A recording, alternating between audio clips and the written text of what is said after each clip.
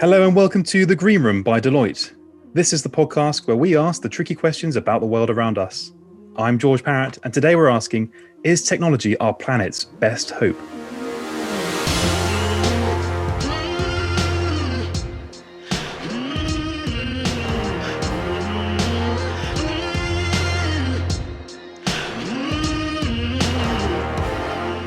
Hello, everyone, and thank you so much for downloading this week's episode of The Green Room by Deloitte. This week, we're asking the question, is technology our planet's best hope? And with me, I've got the very environmentally friendly Ethan Worth. How are you, Ethan? Hi, George. I'm good, thanks. I'm feeling hopeful this week. I've spent the last few days researching about all the amazing things that are happening across the globe to advance our fight against climate change. So feeling really positive. How are you? Probably equally, but maybe despair smattered with hope, I think, is probably my takeaway from this week's research. But you're right. It's a topic which we sort of flirted with a little bit in previous episodes, all of which were available on our website. We talked about plastic before. We've talked about technology helping us before, but this is actually the fusion of both. How can technology help save our planet? But we can't change the world and save the planet all by ourselves, Ethan. But so who do we have with us to talk us through this? Yeah, I have to say, George, you have two amazing guests with us today. I was reading their bios this morning and some really inspiring stuff in there. So I'm sure we'll hear more about that later.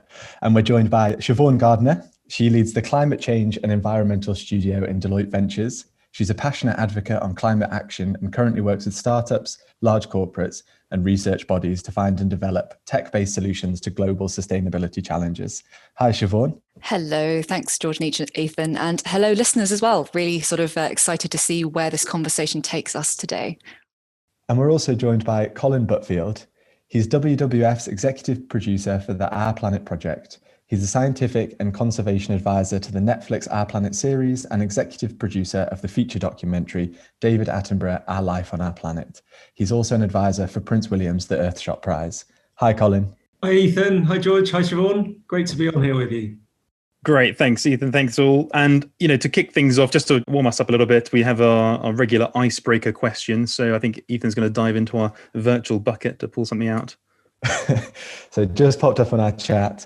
What is your spirit animal? Oh, it's an interesting one. I'm sort of slightly tempted to say sloth, I think, at the moment, given that we're in lockdown part 2. But but I don't know. I think for my spirit animal, it probably have to be something mythical and magical, like a unicorn, I think. So, something a bit fancy. Yeah.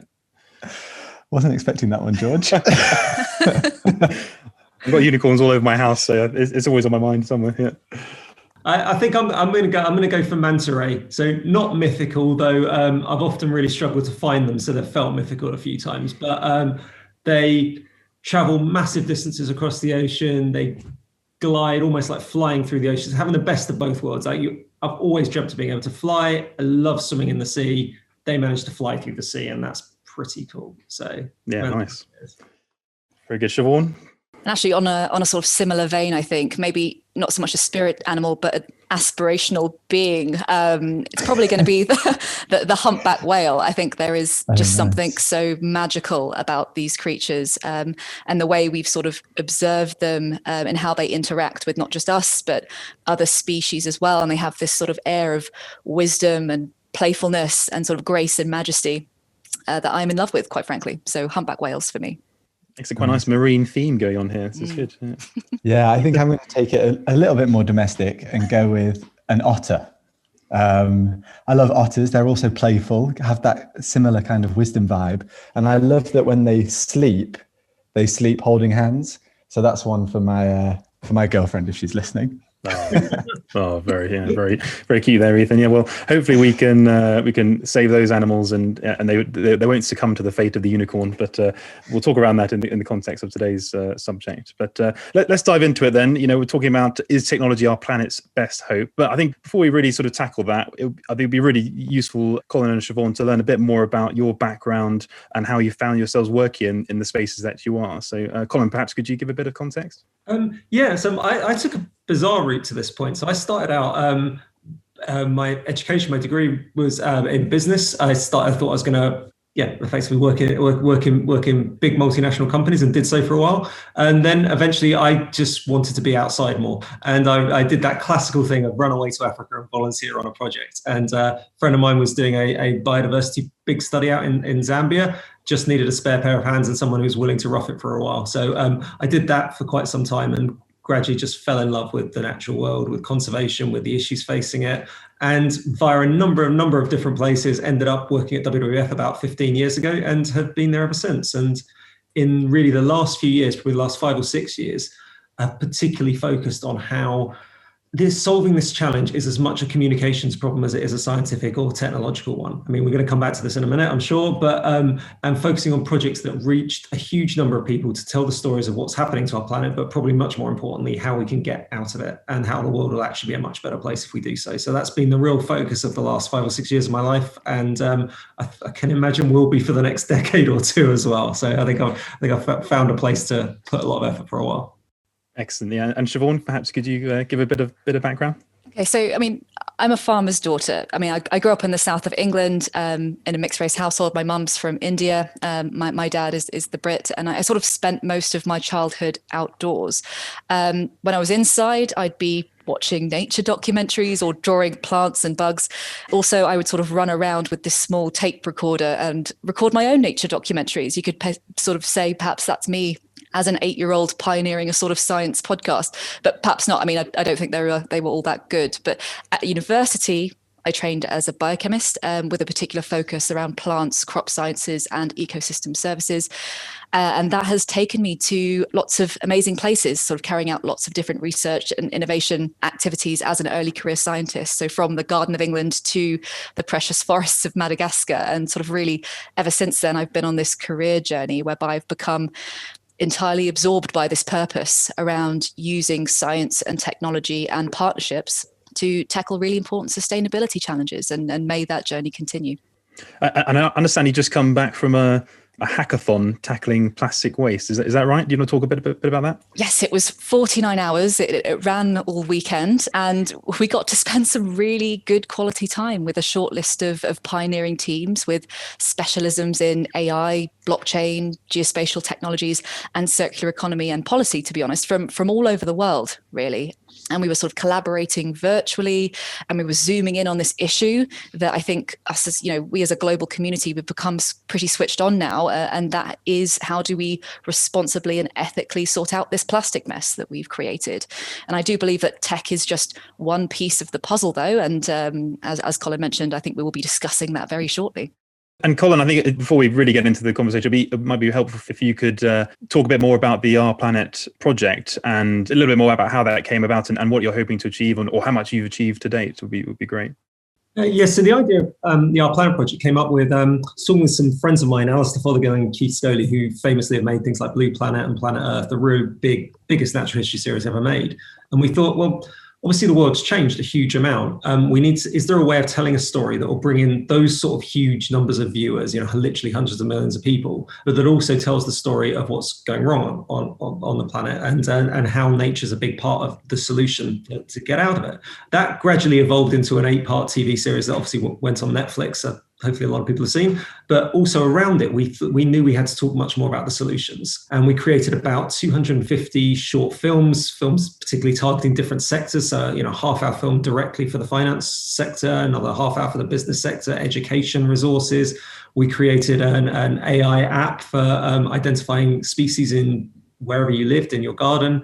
Whole range of different things, all with the singular purpose, really, of getting people much more engaged with what's happening to our planet and what the scale of change has been.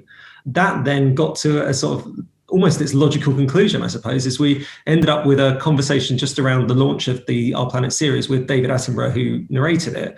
And we realized that he's lived an incredibly unique life. That's sort of evident. But actually, in this particular story, during the period of his lifetime, he has seen more of the natural world than any human being has ever lived or will ever live. I think before him, it would have taken Darwin 5 years to get to the Galapagos. He's had the advantage of air travel and the job he's done. But obviously so much of the natural world has now disappeared. So he's got this unique living memory. And we thought we could put the scale of change of what's happened to our planet within a single human lifetime and show it within his what he's experienced. And as we developed that, we realized, of course, it needs its final third. It's all very well to tell the story of wonder and discovery and then decline, but that just leaves you in a terrible place. And that's not how David feels about the world. It's not how we feel, any of us that made the film feel about the world. So then to look into, well, what could be achieved in the next human lifetime?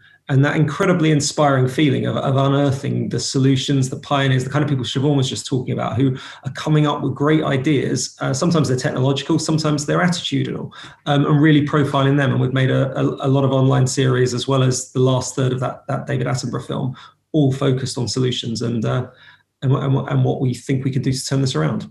And in terms of those solutions, so if we take a kind of technology angle for now, or the kind of big, exciting technology, what are some of these big steps that people are taking that are most exciting to you?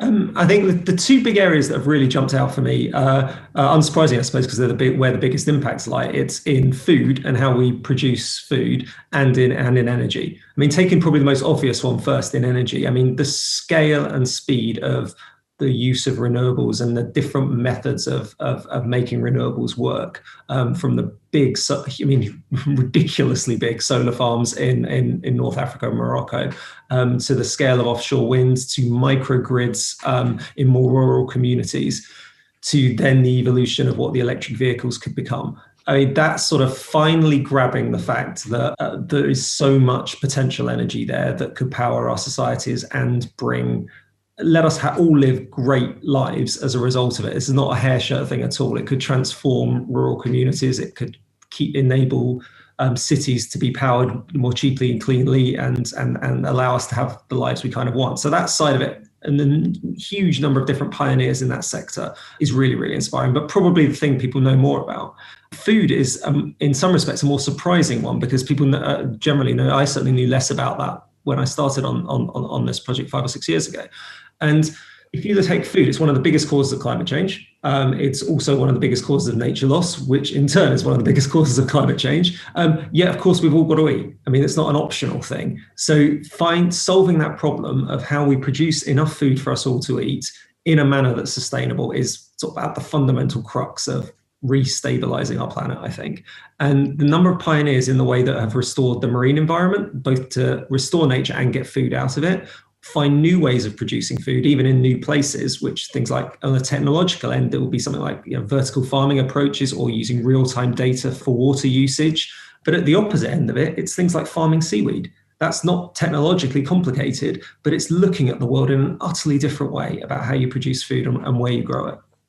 And Siobhan, what are some of the technologies you're exploring at the moment? And that I think would be really helpful just for the continued conversation. Yes, I mean, there's actually been a lot of excitement recently in our neck of the woods about how to leverage space technologies to tackle a range of sustainability issues that sort of accelerate climate action and protect biodiversity, but also whilst building resilience and social economic value for marginalized communities living on the front line of climate change. So, for example, we're using satellite imagery to track and protect the health of our planet's mangroves and seagrass meadows. In addition, we're sort of mixing emerging tech with financial frameworks to support regenerative land practices in and around wildlife conservancies in the Greater Mara, for example. And another example is, more broadly to Colin's point, we're sort of seeking out new approaches and sort of combined systems-based approaches to sustainable net zero food systems too, which for me, as a plant scientist, is hugely exciting. I guess a lot of the things which we're touching on, it's about that, as Colin mentioned, that there's a struggle between humanity or people and nature ultimately at the heart of it. And it's sort of how, these are all massive, huge sort of systemic problems, aren't they? And as an individual, that can be a bit overwhelming, isn't it? And I think we touched on earlier that actually you can feel a lot of despair and think, oh, actually, this is such a monumental problem. What can I do to change my everyday life? Maybe I need to start farming some seaweed. But what could your average Joe Bloggs do to make those difference? And actually, will it make a difference? Well, I mean, I think the first thing is that I don't actually think that it should be viewed as a negative. I think part of the problem is actually we think of a sustainable world as something that requires us giving things up. Whereas if we looked at it the other way around and thought about all the gains we could get from sustainability and sort of took this view of, okay, we're all going to be alive on this planet with a bit of luck in 10 years' time. We're going to want to have businesses that are viable in 10 years' time. We're going to want to have jobs. We're going to want various things. Well, how does have building a sustainable world help? And you think, well, we gain clean air if we get this right. We gain new businesses in all the ways Siobhan just talked about, and numerous other sectors. We gain food that we can rely on and food crops that we can rely on. We gain a bountiful ocean back again. If you ask most people, do they want those things in 10 years' time? The answer would be, of course, yes. The problem is that some of the ways we approach the current systems almost embed the practices that are undermining it. So I think that sort of flip change in attitude of, okay, we want to move towards the things that are good, as opposed to feeling like we need to give things up. And that starts to unleash a number of different solutions that make things possible. So as an individual, to get finally back to your question, because I think it is about that attitude of imagining, first of all, a positive future, a future that you really want stuff out of, and making that known, because that then changes the attitudes of governments and businesses. It provides the fertile ground for the entrepreneurs that will solve some of these challenges and create the new businesses that will give us what we need. But it's also about where your biggest impacts as individuals can lie. Now, for me, for a lot of people in the country I'm in at the moment, the UK, a lot of the biggest things we can do is where our money is. That's clearly not the same for everybody in the world, but if you're in a fortunate position to have savings or pensions, they have to be going into the good things, not the bad things. So moving your money, if you're in the fortunate position to have money, to something that supports the things you believe in. The other big ones about how we move around, so energy and the food we get. And again, I'd say for everybody individually, it's about supporting the things you believe in. Transferring your electricity tariff to a renewable one helps support that. Choosing the food you buy wisely, I mean, reduction in meat consumption for sure, but where you do purchase meat and fish, making sure it's from a good source. That sort of approach, but making your voice heard is probably the biggest thing. Telling businesses, governments, you'll support the good stuff. Because that unleashes innovation and it lets the market work in a way that can unleash some of the big solutions. And Siobhan, presumably you're speaking to clients and businesses every day about the tackling this crisis, and that must in itself signify a bit of a step change in people's thoughts and expectations. Would you agree? I mean, exactly. I think, as Colin's already said, this is a huge opportunity for new skills, new types of jobs in a green economy, new exciting business models that simultaneously provide rapid growth for business whilst also accelerating the changes we need to see, when addressing these environmental problems. I do believe it is fundamentally possible for businesses to do well and do good. And I always try and lead with that. But also, we only beat this when we work together. Everyone everywhere has a part to play in this, but we're by no means saying that every single person has to do everything.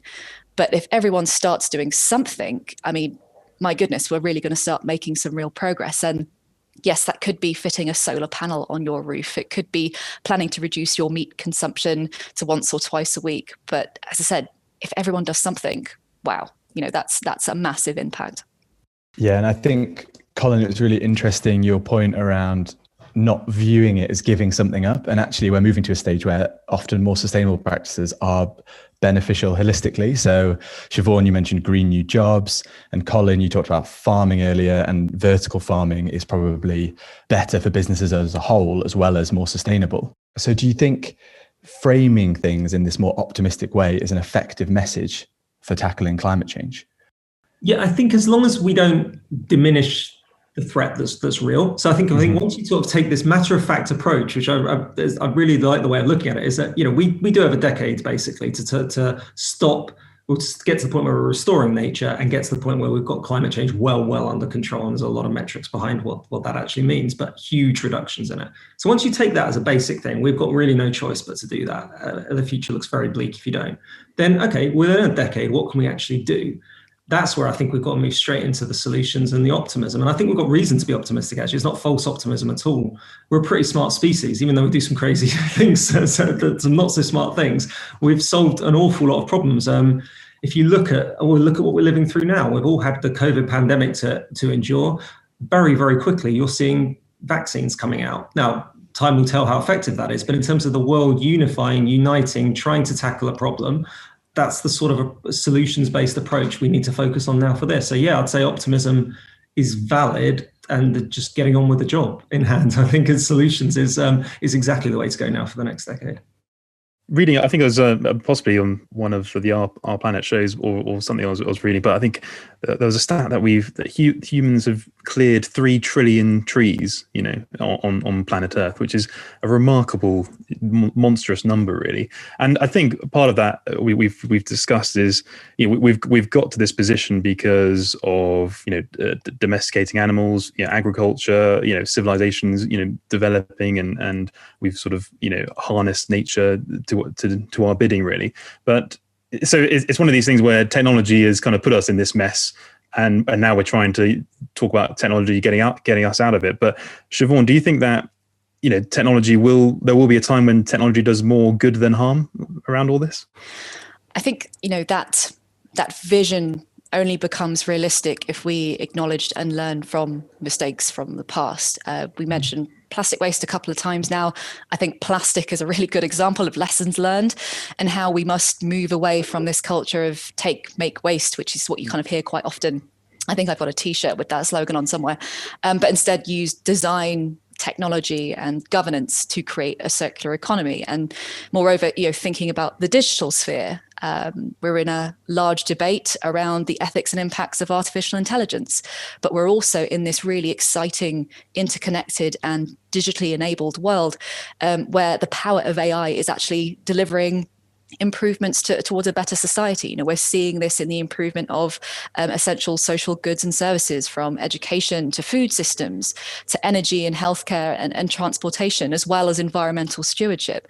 And because machine learning and AI systems improve with each added bit of computing processing power and with each additional data set, it's only going to become better at doing so over time.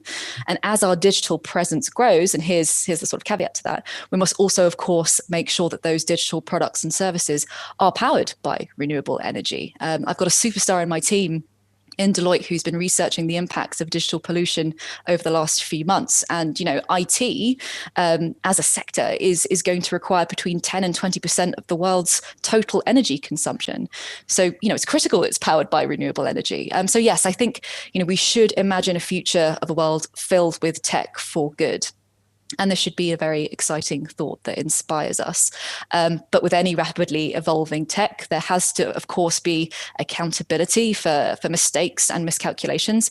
And I would hope that any fear or apprehension to adopting new technologies doesn't get in the way of us, making true progress against these urgent matters, such as climate change and biodiversity collapse.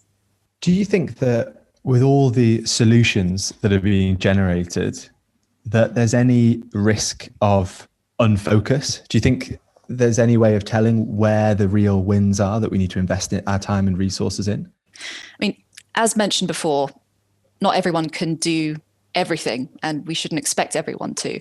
It's very sensible to learn about your environmental footprint, to set yourself some targets. Regarding the effectiveness of climate and I guess more broader sustainability strategies in business, we have seen examples in the market of perhaps what you would call greenwashing, whereby an organization will spend more time and money on marketing themselves as being environmentally friendly than actually on making progress towards their targets or minimizing their environmental impact. But I do think there are some sort of key ingredients that organizations need to put in place to ensure that this doesn't happen and that they have sort of an effective strategy. And number one, that is the fact that they should have sponsorship of this agenda at the highest levels of the organization, because without that sort of executive backing, a sustainability strategy is going to struggle to become normal. It's going to struggle to become BAU.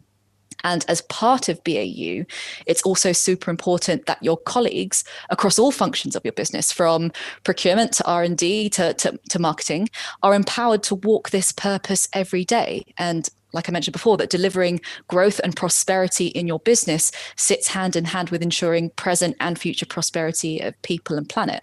And the third thing is kind of like, I guess that these businesses can't achieve these targets on their own. And it actually requires a much wider incorporation of sustainability and climate-led principles with both suppliers and also customers to actually bring them on the journey as well.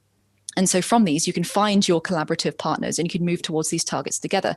And actually, just a quick plug here, we actually launched a report recently called the Goal 13 Impact Platform Emerging Findings, which takes a look at the state of climate ambition across the UK, across all sectors. So it's a UK pilot study at the moment, but we're hoping to expand to other geographies soon. And the findings of this initial report have sort of captured trends in targets and strategies that businesses are now putting in place to reduce emissions and improve climate resilience. And I mean, this report is available online. It's free to download. So please do go check it out. That sounds really interesting, Siobhan. And I think, and what you're saying earlier about, businesses seem to be increasingly conscious about this issue, which is, and I suppose as part of their innovation drive, they're trying to find clever, nifty ways to do it. And I think you mentioned space technology earlier, which is that the same sort of thing? I know we did. I think we did some work with WWF on using cloud technologies to predict deforestation in Indonesia. I'm not quite sure how we did that or how that works, but presumably that's the kind of thing you're talking about.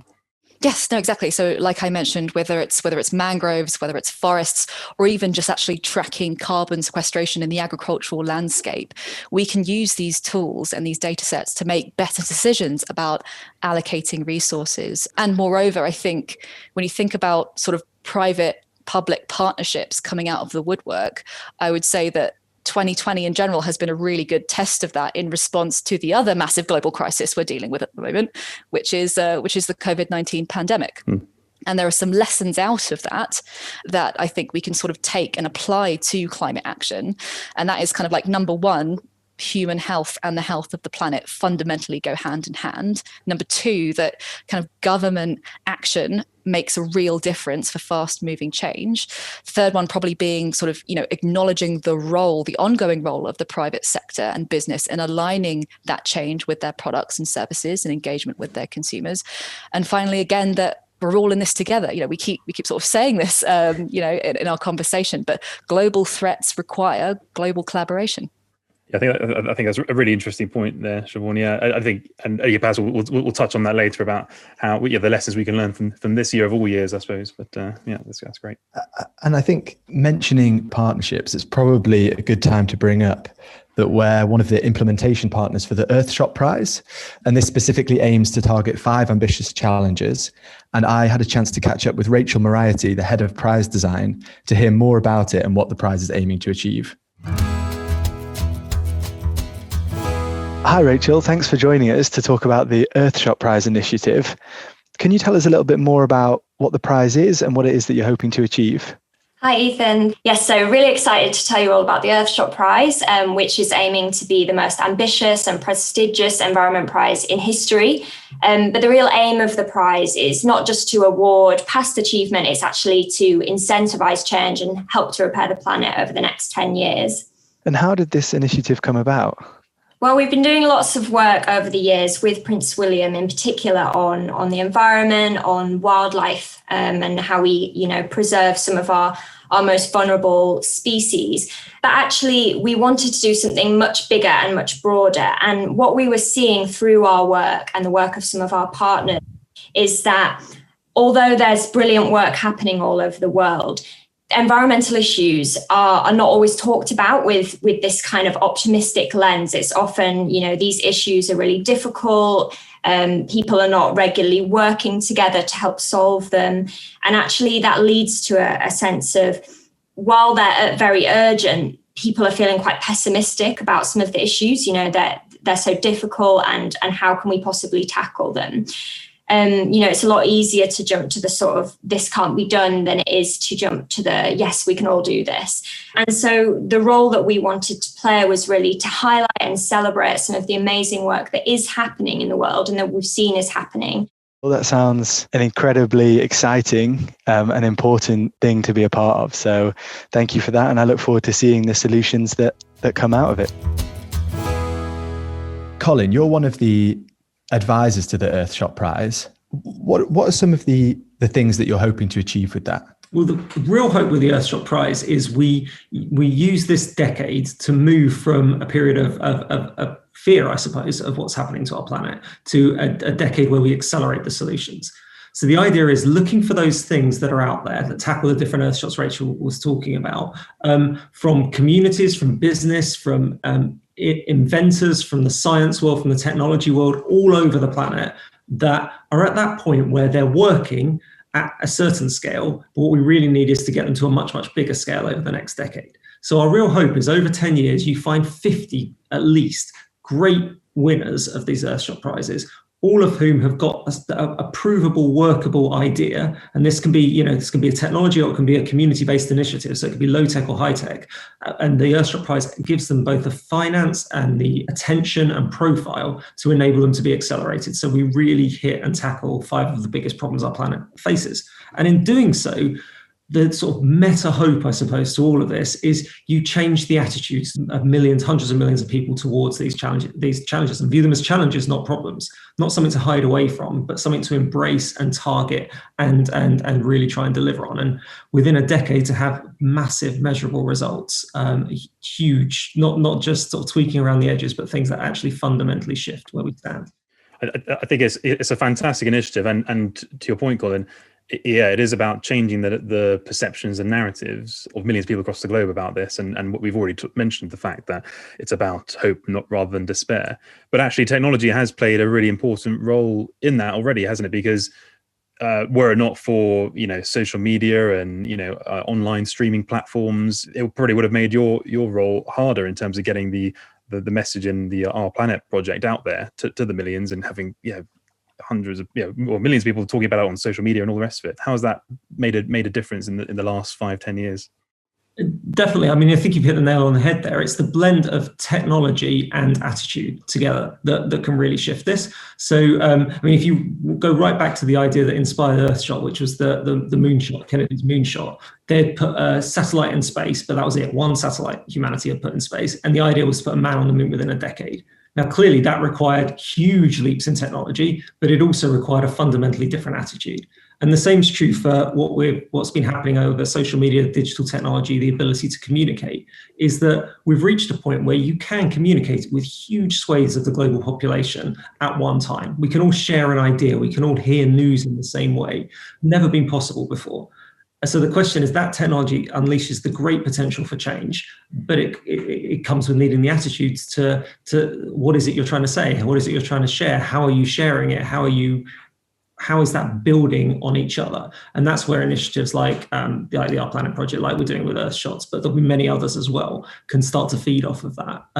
The ability to say the same thing to everybody at the same time is really powerful, but in particular, only if you're doing that in a really egalitarian way, sharing data, sharing information. Siobhan recently talked earlier about the idea of mapping change, whether that's in tropical forest cover or carbon storage or fresh water flows. All of this can now be done in so much more efficient way, and sharing data that can enable multiple communities both to monitor what's happening on our planet, but also to advocate for changing things. So we've finally got the power to see what we're doing, see how solutions are happening, and communicate it at a global scale. And with the right attitude, that's going to transform the next decade. Definitely. And I think not only do we have that macro view and that kind of broadening scientific knowledge, we also have the kind of straight to people's homes and people's smartphones through Instagram and Twitter. And you saw with Greta Thunberg, the hashtag Fridays for Future, and the impact that had on young children. And then, of course, your colleague David Attenborough recently joined Instagram, and I think he must have been the most followed person, or he broke some record of some kind, I believe. He broke it, didn't he? He just broke it. Recently beaten by Harry Potter's star. So we all love the Harry Potter films, can't forget. Yeah. So I think one of the great things that came out of that was, and obviously that was brilliant. David's message has got so many people, but I think one of the things that was really inspiring for me was the number of people in different parts of the world that responded and shared their own messages and were saying, it's great to see that so many people feel like this and think like this. It's not so much a broadcast message from one person, much as I love David. It was the idea that actually millions and millions of people around the world are all starting to do things. And then suddenly it doesn't, suddenly this huge intractable problem, which, when you start to talk about biodiversity collapse and climate change, it feels too big to impact until you suddenly realize actually there are hundreds of millions of people who not only care, but many of them are doing things, are coming up with ideas, are community organizing, their businesses are changing. And you suddenly realize actually with that kind of swathe of support across the next 10 years, you can shift it. And that was what was brilliant about that. I mean, that was what, felt really inspiring reading all thousands and thousands of comments and shares and things, was a sense of a global community all with a shared human goal, which is what this is. And we keep saying it, but we are all in it together. And it's probably one of the most unifying things that we're all going to be hit by this, and we'll all benefit from solving it. If I may add, on that, I do believe that social media and that wider public discourse has really addressed some very common behaviors and habits that we kind of have as humans. All the reasons we give ourselves not to take action. We often see sort of denial of these massive crises. I believe it when I see it, but also fear. Fear is a very natural defense mechanism against these massive existential threats. It can be normal to push aside addressing a crisis to concentrate on the daily tasks at hand to keep us going. And it's also, and this is where I think social media comes in, it's the issue around processing the situation, because perhaps historically people were thinking, okay, well, climate change, well, it's not affecting me now, it's not here, and it's not clear how on earth I'm supposed to approach this as a topic. And then I think actually when you think about social media, it's really sort of scaled the transparency of environmental problems. It's made the science of this accessible to billions of people. And as I said, through that public dialogue, we then start to understand and distill our individual roles in this agenda. And we discuss that openly with our friends, with our colleagues, and with our wider network. And it puts pressure on governments and businesses to enact change, which I think you mentioned earlier, Siobhan, that clearly that has made a difference this year in terms of when things need to change quickly, that can happen. So it shows that there is an avenue there, which is really good. And we're obviously doing our bit as a podcast with our millions of listeners, hopefully to incite change and bring hope and not despair to people as well. So if we inspire one person, George, that will be enough. Did you know at Deloitte we buy goods and services from social enterprises, which contributes to our 5 Million Futures programme? From Babies with Love sells beautiful gifts for babies and gives the profits to orphaned and abandoned children around the world. Their ethically sourced designs help vulnerable children to grow up in safe, happy places. Do you know someone who is expecting? Why not treat them with a gift from FromBabiesWithLove.org? Now back to our topic of the day. Moving to the future a little bit. So we talk about this sort of 10-year deadline, which I'd quite like to explore that a bit further, but also, I mean, maybe a bit sounding doomy and gloomy here, but are we beyond repair? Are we kind of past the point of no return, Colin?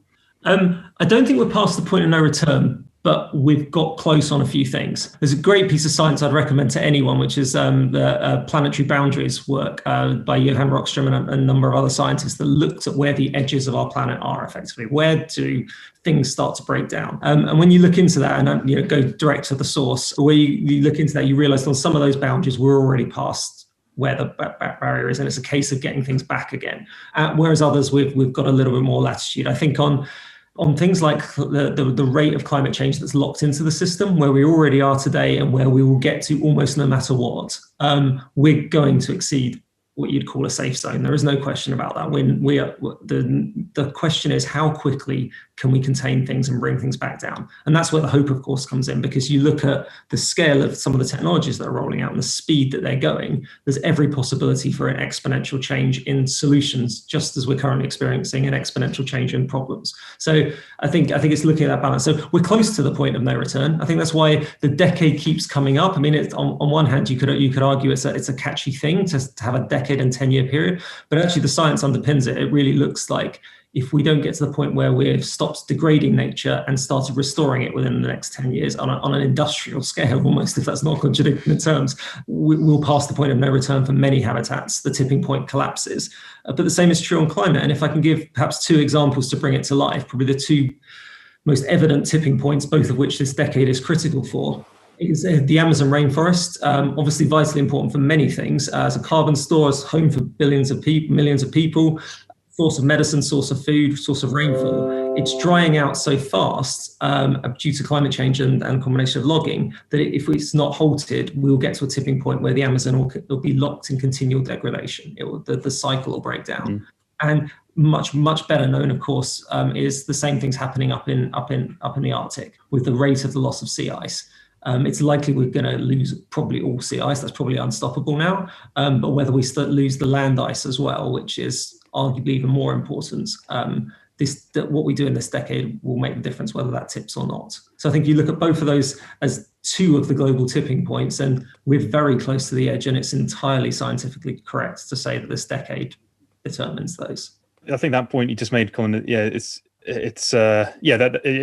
does bring it home to life, really. And Siobhan, are those sort of tipping points? Is that what's driving this change amongst the businesses you're speaking to?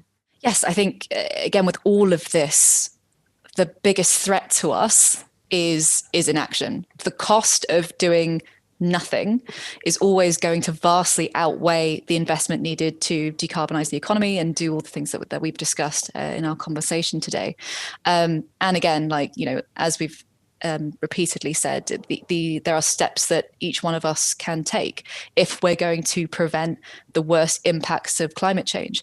And on the points of tipping points, yes, we have a couple of those in this decade, but if we don't solve those two that Colin mentioned, all of a sudden in the 2030s to 2040s, we're looking at the disappearance of coral. We're looking at the melting of the permafrost, which is going to be horrendous in terms of the amount of methane that potentially is going to be released into the atmosphere and accelerate the greenhouse effect. So it's we really need to get cracking with all of these things. And I think that whilst there is this sense of urgency, I feel like there is also this mindset around, well, we want to be the first business to do this. We want to be the pioneers. We want to lead the crowd. We want to not be left behind as well. That's also a mindset that we're seeing with lots of different types of businesses. And if we can just keep that momentum and we build the ambition, I am very optimistic that we're going to start meeting some of these exciting but ambitious targets. We've got an interesting sort of thought experiment based on where we all have been over the last year is what would all of us, our governments, our businesses have paid to not have to go through COVID this year? We have spent billions as a global community. We've lost untold billions in terms of human misery and business collapse and all the rest of it. We know these ones are coming. There's obviously debates about whether we could have predicted the pandemic better, but we absolutely know what's coming with climate change and nature loss. And we know it was a far greater cost than COVID has been so far, not to belittle it in any way. What would you have done to have avoided that? And I think most of us would have done quite a lot, and would have quite a lot of government and business resource to make sure we haven't had the 2020 we've had. We now know we will be facing that in the coming years on a scale far greater than we've endured. So what would you pay to get out of it? And knowing we have the solutions at hand, it's quite an interesting thought experiment to know if we really believe it, then we have every impetus to go for it, and we have the solutions at hand. So it's a decade of action for sure. So if you could encourage everyone in the world to do one thing differently right after listening to this podcast, what would it be? We were both waiting for each other. Can we give it 5 stars? Is that yeah. Rate the podcast, like and share. I would say don't waste time. Decide that this is we've all got such different spheres of influence. It's impossible to give one action that works for everybody. But whatever you can do it now. Whatever you've been thinking of doing, whether it's within your business, within your own life, how you vote, how you organize your society, whatever it is you've got the power to do it now, because there isn't 5 years or 10 years to wait. And we hopefully can all make small interventions starting now. We can limit water waste in our house. We can look after our electrical appliances, from our laptops to our washing machines, to extend their life as much as possible. Fast fashion actually sort of comes up quite a lot these days. So consider buying less, but buying better. Put the effort in to learn about where the materials in your clothes come from and the environmental impact of those materials. We've spoken today about plastic a few times. The average working life of a plastic bag is around 15 minutes. I think we can all just take a little bit more care to use a reusable bag or container when we go to the supermarket. And, we've talked a little bit about food waste and food systems today as well. I mean, each year in the UK alone, I think there's around 10 million tons of food waste that's thrown away from UK homes and businesses. That's the weight of 190 Titanics. And when you start splitting it down by household, it can equate to around $900 per family per year on food that is bought that just ultimately ends up in the bin. No one wants to do that. So my only ask is that every listener hears this and chooses something to do that they can do better.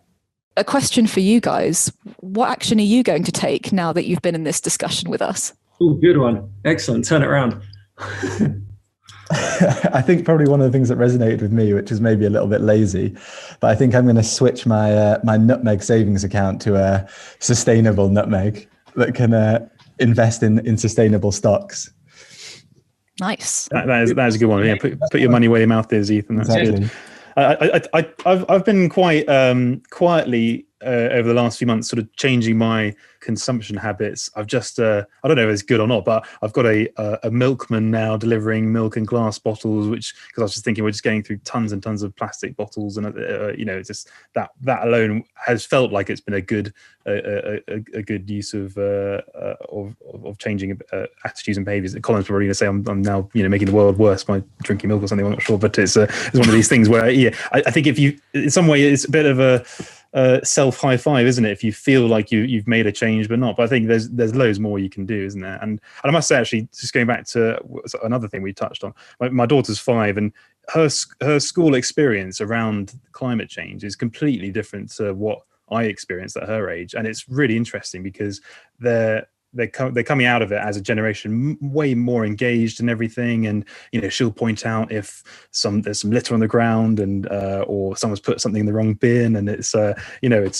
constant shaming really on her part. But it's important. It's important policing, and I think they actually watch the Our Planet series. As they have like accessible videos, I think on YouTube. I think which they do. Yeah.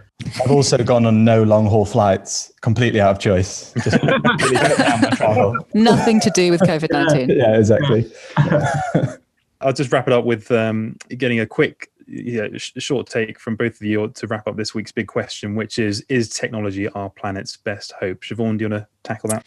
Okay, well, I'm going to be very diplomatic about this. I'm not going to say yes. I'm not going to say no. I'm going to say that it's a solid hope, because, to be honest, it's conditional on a specific technology's design and implementation around supporting environmental factors, as well as governance and social economic infrastructure that will enable its, successful, sustained and widespread adoption.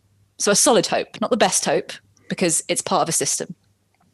I'm going to go for saying that I think attitude's our planet's greatest hope, and if we with the right attitude, technology is one of its greatest tools. Nice, I like that. Slightly fudged, but in a soundbite. That's good. That's very tweetable. That's fantastic. But Colin and Siobhan, thank you. It's been a fantastic discussion, I have to say. It's been really good, and thank you so much for shedding some light on all this. And I have to say, I have come out a bit more hopeful about this planet's future. So thank you for that. Thank you both for joining us. Pleasure. It's been great. Thank you. Thanks for having us on. Thank you so much for tuning into this week's episode of The Green Room. And you can find all of our previous episodes on our website, which is deloitte.co.uk/Green Room Podcasts. On there, you'll also find loads of information about Deloitte's World Climate Initiative, which is our commitment to have net zero carbon emissions by 2030. So do take a look at that. There's some really, really good, actionable, measurable targets there, which we're really excited about. Also, we've got a brand new blog page where we're sort of delving back into the archives and talking about some previous episodes and some of the themes on recent episodes as well. So please take a look at that and share that with your friends and family. Thanks a lot. Bye. Thanks for listening to this episode of The Green Room by Deloitte. We'll be back next time with another big question. This podcast is produced by our very own pod squad and hosted by George Parrett, Lizzie Elston and Ethan Worth. Thanks to our creative studio for their technical support. Original music by Ali Barrett from our consulting team.